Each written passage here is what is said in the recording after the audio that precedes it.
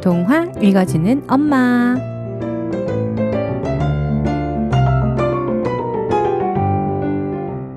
엄마들의 놀이터 2부 동화 읽어주는 엄마, 항상 가슴을 따뜻하게 해주는 목소리의 주인공 동화구연가 박혜상 씨와 함께합니다. 안녕하세요. 네, 영희 씨 안녕하세요. 혜상 씨, 제가 지난주 그 동화 속 엄마처럼 해봤거든요. 막내가 얼마 전에 얼굴을 다쳐서 밴드를 붙여주는데 2개를 붙여야 해서 2개를 꺼냈어요. 그랬더니 어김없이 외요병이 도져서 엄마 왜 2개야? 그러는 거죠. 설명을 딱 해주려다가 딱 책 생각이 나는 거예요. 그래서 밴드가 2개 붙여주고 싶대. 그랬어요. 왜 2개를 붙여주고 싶대? 밴드 마음이지. 이랬어요. 아, 그렇구나 하고 끝났어요. 아우, 세상에 재밌더라고요. 자, 오늘은 어떤 책 가지고 오셨을까요? 오늘 함께 읽을 동화는 산문집 연탄길의 작가인 이철환 작가의 아버지의 자전거입니다. 저 그 연탄길. 연탄길은 그 책보다 제목을 많이 본 것 같아요. 예전에 뮤지컬도 했던 것 같고, 그 어떤 분이 그 책에 나오는 명언들을 모아서 적어둔 걸 보고 한번 보고 싶다 생각했었거든요. 근데 제목이 딱 연탄길이니까 되게 익숙한데, 그 중에 어떤 글이 있었냐면, 두 눈 부릅뜨고 세상을 살아가지만 우리가 눈으로 볼 수 있는 것은 얼마나 작은 것인가. 이렇게 마음에 남는 말들이 많더라고요. 뭐 그 작가님이시라고 하니까 벌써 마음이 막 따뜻해지는데요. 이 책은 작가가 어린 시절에 아버지가 고물상을 하셨을 때 실제로 겪었던 경험으로 만들었다고 해요. 실제 이야기군요. 영희 씨 좀 오래됐지만 3년 전 딱 이맘때 저희가 이혜란 작가의 우리 가족입니다라는 그림책을 읽었는데 혹시 기억하실지 모르겠어요. 저 기억나요. 중국집 하는 가족 맞죠? 네네, 맞아요. 그 표지부터. 그 주인공 가족이 작은 중국집을 하시는 부모님과 주인공, 동생이 이렇게 4명이었고요. 그렇게 4식구가 복작되면서 살던 어느 날 치매에 걸린 할머니가 시골에서 올라오시며 이야기가 시작되는 책이었어요. 그래서 그때 우리가 이런 얘기를 나눴더라고요.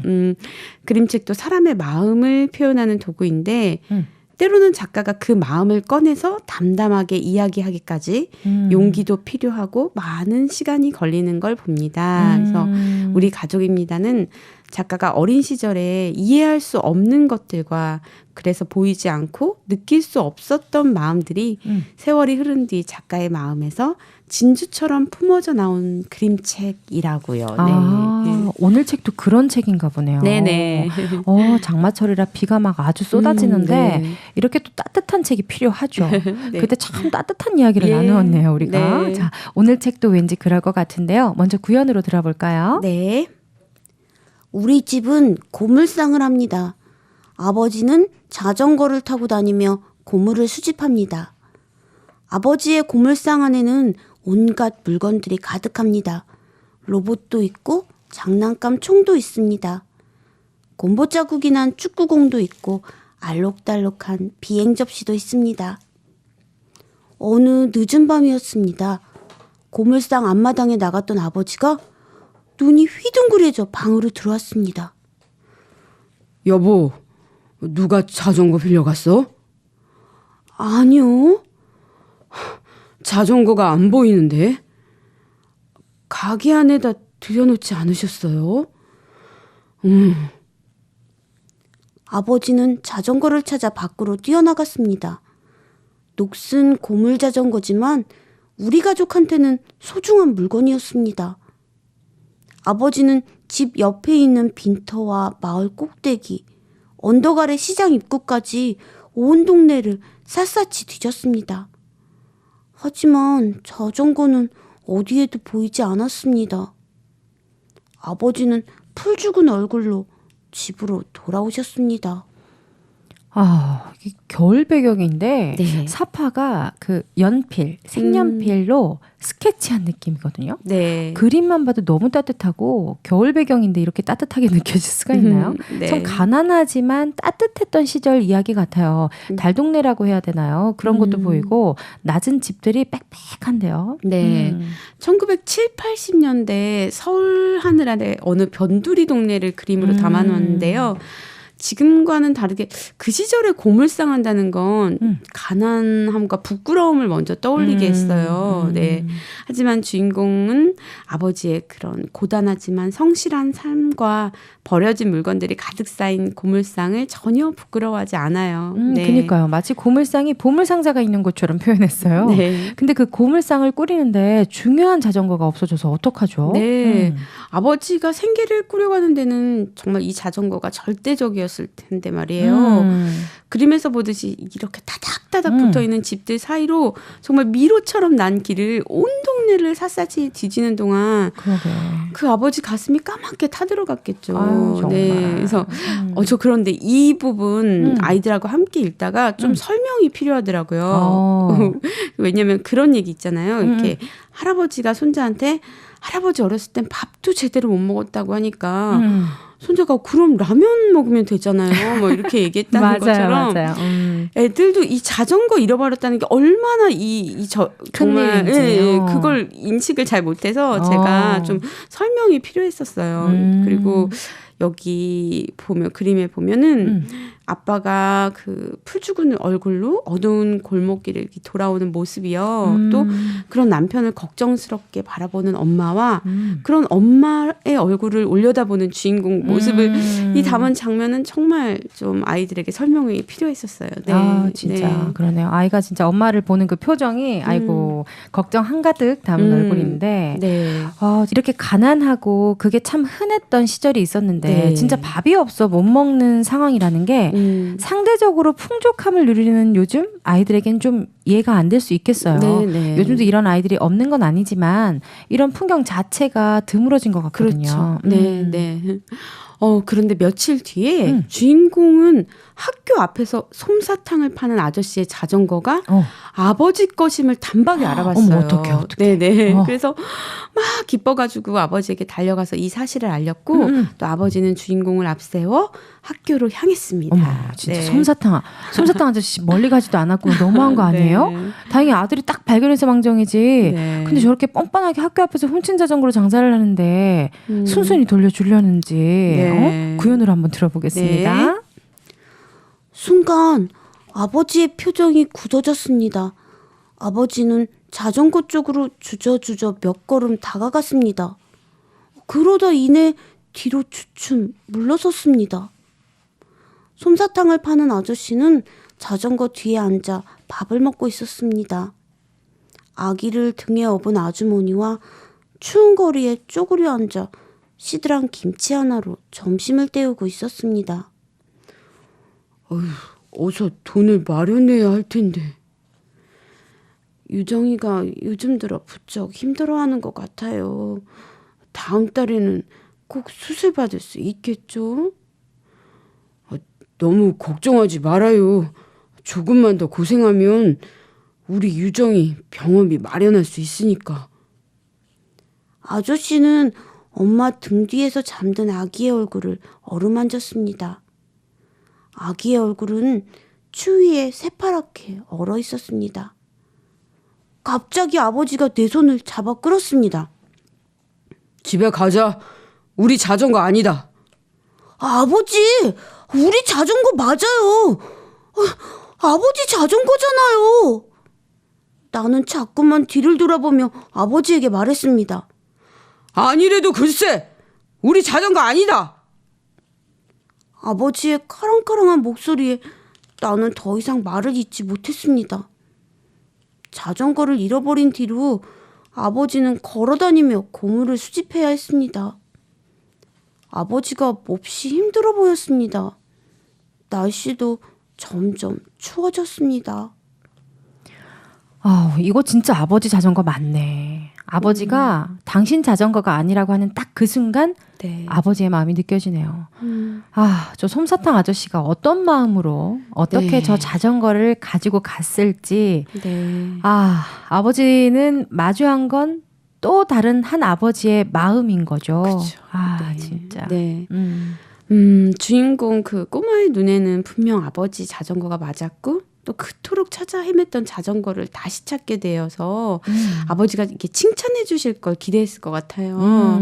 그리고 무엇보다 아버지가 좀 고생을 덜 할 수 있을 거라 생각해서 기뻤겠죠. 그래요. 네. 얼마나 많이 기뻤겠어요. 네. 그래서 아마 그래서 더 주인공은 아버지가 원망스럽다 못해서 바보같이 느껴졌을지도 몰라요. 진짜. 누가 봐도 아버지 자전거가 맞는데 왜 아무 말도 못하고 돌아서는지 아버지를 당연히 이해할 수 없었을 거예요. 그러게요. 네. 애들 입장에서는 아니 뭐 우리 자전거 맞는데 왜 당당하게 달라고 못하지 하고 아버지의 마음이 저는 느껴지는데 네. 우리 주인공 아들은 대체 아버지는 왜 저러시는 거야 했을 것 같아요. 네. 그래서 거기다 자전거가 없어져서 아버지는 그 어느 때보다 매서운 겨울을 맞이해야 됐고요. 네. 그러니까요.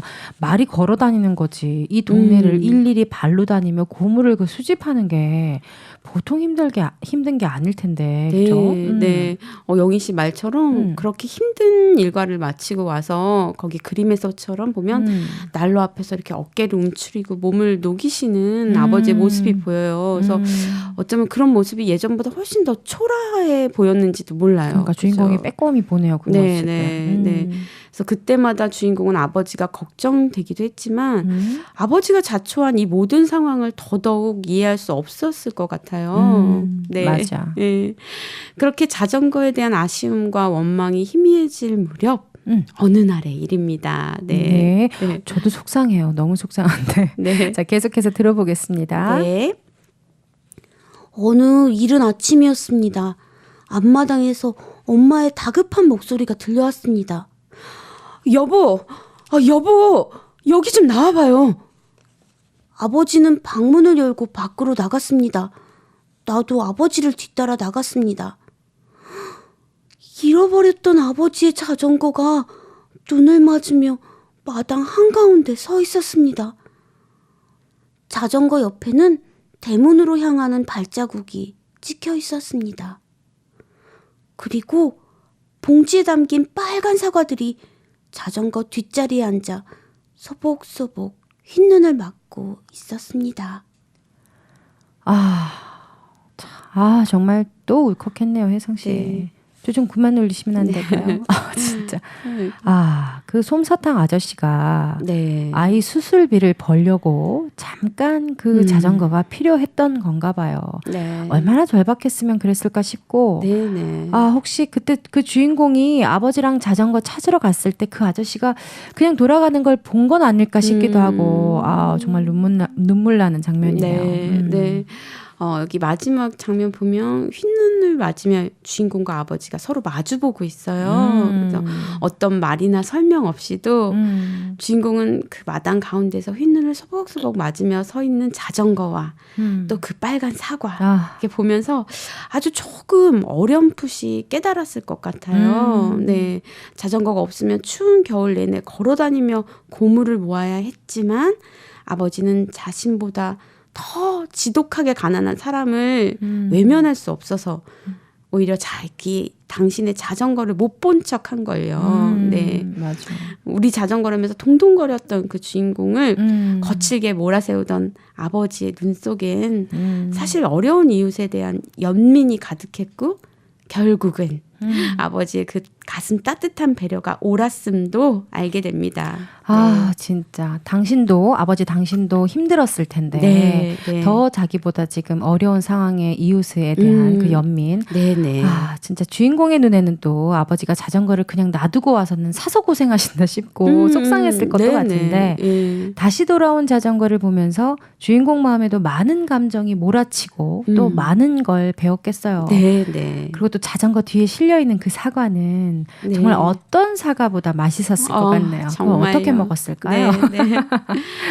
정말 서로 말 한마디 나누지 않았지만 솜사탕 아저씨도 아버지의 따뜻한 마음을 이미 알고 있었던 것 같아요. 영희 씨 말처럼. 그래서 솜사탕 아저씨는 그 빨간 사과로 아버지한테 미안함과 고마움을 전했는데요.